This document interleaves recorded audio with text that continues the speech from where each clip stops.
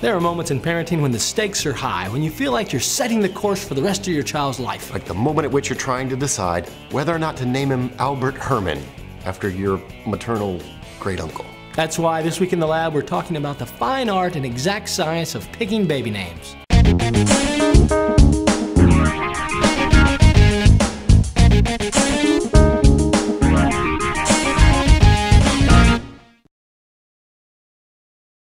Today's show is brought to you by Baby Bjorn. Even if you don't decide to name your child Ella, Emma, Elias, or Hugo, which of course are the most popular baby names in Sweden, your little Ernestina or Herman can have the benefit of tremendous Swedish design.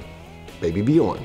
Now we kid about Herman, but what's really in a name? Well, you know, there was a recent article in Social Science Quarterly which linked really unpopular boys' names with juvenile delinquency.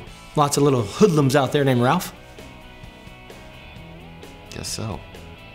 Or Brad. Picking a baby name can be one of those warm and tender moments when couples come together to celebrate their expanding family. There can also be lots of yelling and throwing at one another. Yeah, so to set the right tone, try this. Pick up a nice baby name journal, right? It's a thoughtful thing to do and will be useful if you have more children in the future. Then break the ice. Come up with the funniest or the absolute worst name to go with your last name. For me, Nichols Woody would be a bad choice. Tickles? Tickles Nichols? It's not that's not a name though, that's silly. I was thinking with you maybe Raoul Powell. That doesn't really roll off the tongue, you know what I mean? Raoul Powell. I think it Raoul, does. Penny Powell would also Powell. be really bad. Don't throw out your mother-in-law's name. That would be a bad idea. And then maybe try like a movie star, celebrity baby names. Anchorage Disney. Peaches Frisco. Squirrel McMudpatch. Tacoma Space Shot. Yeah, and you know, one of the things that's really popular these days, city names. In 2007, of the 1,000 most popular baby names in the United States of America, 25 were names of cities with populations greater than 100,000. Wow. Daddy Brad, I got a quiz for you. You ready? Yeah. Can you name 5 of those cities? Ready? Go. Charlotte. Yes. Phoenix. Yes. Austin. Yes. Houston. Yes. Dubuque. No. St. Paul. No, those aren't, that's... Boise. No, that's not, those aren't names, nobody's name is, I mean... Fargo. So 4 to 5, which is really, that's 80%, which is probably the best grade you've ever gotten. Other popular names, Savannah, of course, Madison, huh? Give it up for Daddy Troy. Little Madison reference there. Lincoln.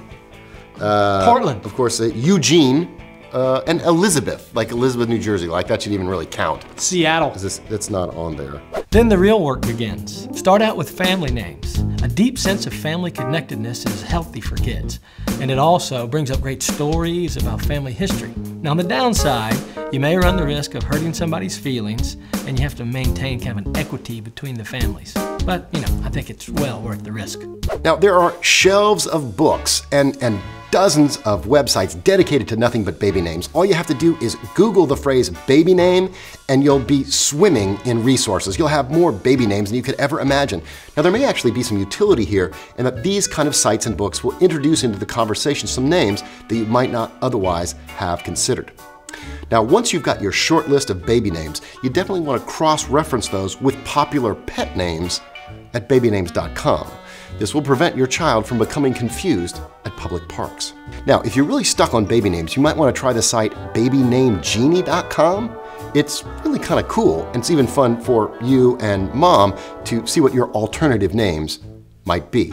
Now, if the two of you just can't agree on a baby name, then you might want to take your rival baby names and post them on sidetaker.com.